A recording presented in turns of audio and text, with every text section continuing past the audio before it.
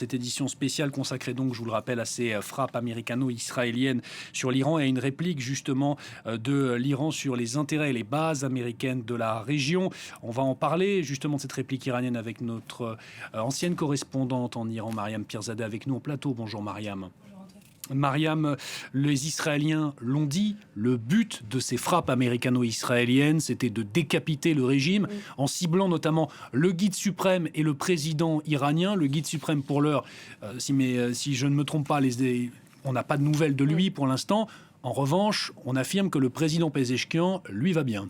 Oui, alors très vite, sur notre antenne, on avait décelé ces cibles, puisque le quartier qui a été visé assez tôt, donc vers 7 heures du matin, heure française, par l'armée israélienne, était le quartier où se trouvait la résidence du guide suprême et la résidence, le palais présidentiel de Massoud Pezeshkian. Donc très vite, sur France 24, nous avions annoncé ces deux cibles, donc confirmées il y a quelques minutes par l'armée israélienne. Ce qu'on sait du côté du guide suprême, Ali Khamenei, l'ayatollah Ali Khamenei, qui est le personnage le plus important de la République islamique, si ce n'est le véritable dirigeant de la République islamique. Selon son canal Telegram, il n'était pas présent à Téhéran, donc dans ce compound. Donc c'est une ville dans la ville, quasiment le Bet Erabari, avec des tunnels qui sont construits où des personnes peuvent trouver refuge. On sait que ces dernières semaines... Il avait anticipé ces frappes. Et bien sûr, on sait que ces dernières semaines, le guide se cachait dans des endroits secrets. Très peu de personnes savaient exactement où il se trouvait.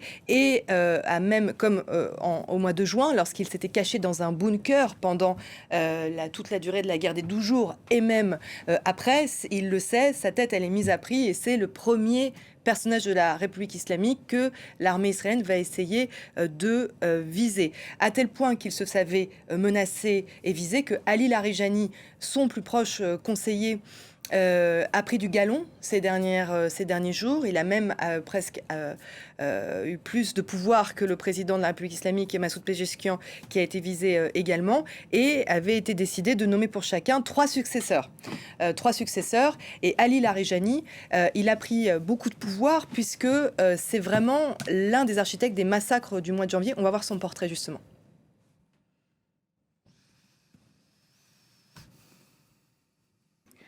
Il est l'un des piliers de la République islamique sur lequel l'ayatollah Ali Khamenei n'hésite pas à s'appuyer.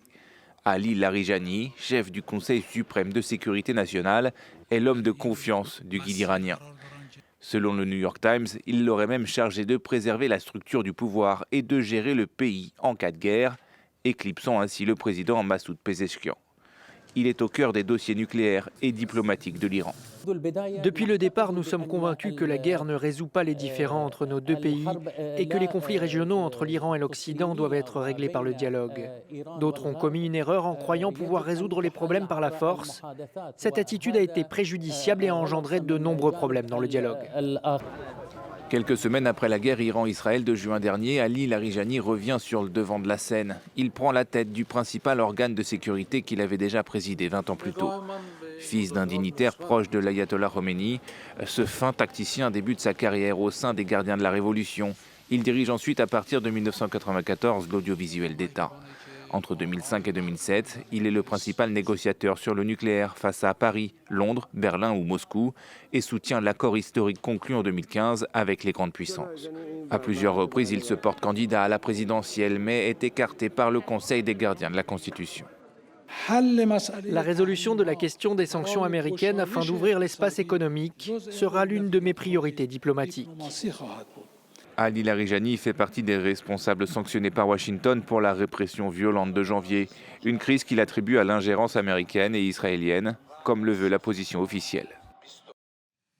Voilà donc pour ce portrait d'Ari Larijani, je vais y arriver, pardonnez-moi, qui a donc pris du galon au sein de la République islamique d'Iran. Je le disais, après ces frappes américano-israéliennes, la réponse du régime iranien ne s'est pas fait attendre, qui a donc lancé des attaques de drones et de missiles contre Israël. On va y revenir, mais aussi contre des bases américaines présentes dans les différents pays du Golfe. On va en parler avec vous, Gauthier Ribinski. Rebonjour Gauthier, chroniqueur international ici pour nous à France 24. Quelles vont être les répercussions pour la région de cette réplique iranienne, Gauthier ? Compte tenu de la présence américaine dans le Golfe, et y compris de manière assez proche, assez rapprochée de l'Iran, on va sans doute voir la carte, sans laquelle ça serait très difficile de vous expliquer cela. La voici.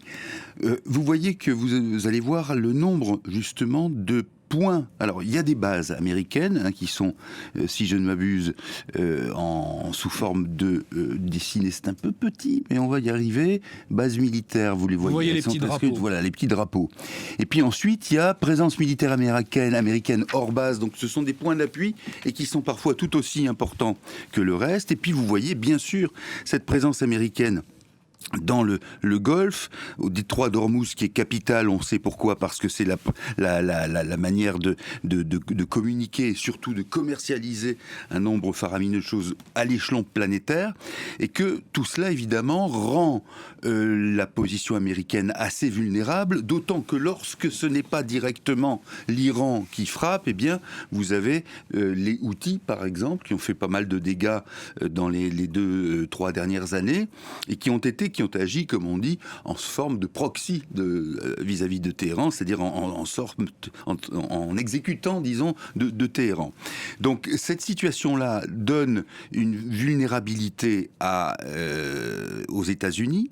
En même temps, ceux qui sont autour sont liés de près ou de loin aux États-Unis, qui voudraient, et c'est ça toute la question, qui voudraient que les choses s'embrasent. Et d'une certaine manière, quand vous avez les officiels américains comme Donald Trump ou d'autres, ou même israéliens, qui vous disent « il faut libérer le peuple iranien du joug des mollahs ». Très bien, c'est une réflexion politique et non pas réaliste. Enfin si, réaliste mais pas conformiste, c'est très bien. Mais est-ce que franchement, on peut être aujourd'hui absolument certain que ça soit la destination ou le but ou l'objectif qui est entamé par cette campagne? Car enfin, imaginez qu'il y ait une véritable démocratie qui s'instaure en Iran, avec tout ce que ça peut avoir, bien sûr, parfois d'instable, d'hésitant, ça va qu'à un cas, ça va à sa vitesse. Mais globalement, par rapport à l'ensemble des peuples qui sont autour, et pas uniquement iraniens, vous imaginez le caractère tache d'huile, la manière dont ça pourrait se propager. Est-ce que les différentes royautés, les différents gouvernements ont ce type d'envie? C'est pas certain. Et d'ailleurs, un Trump non plus n'est pas tout à fait forcément attaché à ce type d'issue, parce que ça n'est pas non plus forcément son intérêt. Justement, c'est la question que j'allais vous poser. Quelle réaction peut-on attendre des voisins du Golfe, notamment de l'Iran? En tout cas, la Jordanie dit qu'elle se défendra, on vient de l'apprendre il y a quelques instants, par la voix du porte-parole du gouvernement, et qu'elle défendra ses intérêts avec tous les moyens à sa disposition. Est-ce qu'on peut entrer dans une forme d'engrenage dans la région, Gauthier?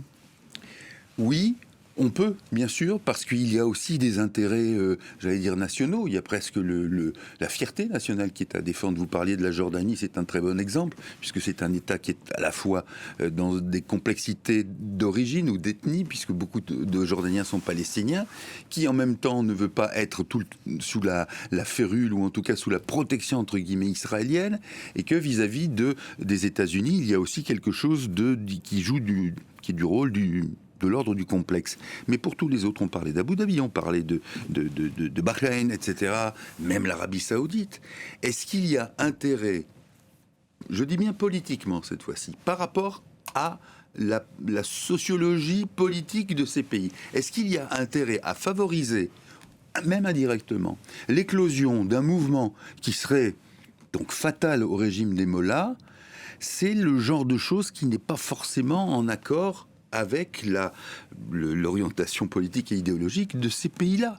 Et pas plus de Donald Trump, et pas plus non plus de Benjamin Netanyahou. Ça, c'est un habillage. Quand ils disent il faut libérer les Iraniens, et la civilisation de la Grande Perse est importante. On va l'entendre, mais oui. Ça n'est pas forcément le fond de l'affaire pour eux. Alors qu'effectivement, comme on le disait tout à l'heure, je reste persuadé que la question du nucléaire iranien, si elle était posée dans le cadre d'un régime authentiquement démocratique en Iran, la solution serait envisageable. Je ne sais pas exactement laquelle, mais il y aurait beaucoup moins de dangers, il y aurait beaucoup moins de crispation. Donc la question est bien politique sur le fond. Est-ce que ceux qui sont directement concernés et qui sont les pays avoisinants ont intérêt à ce qu'il y ait un changement de régime à Téhéran? Je ne suis pas certain.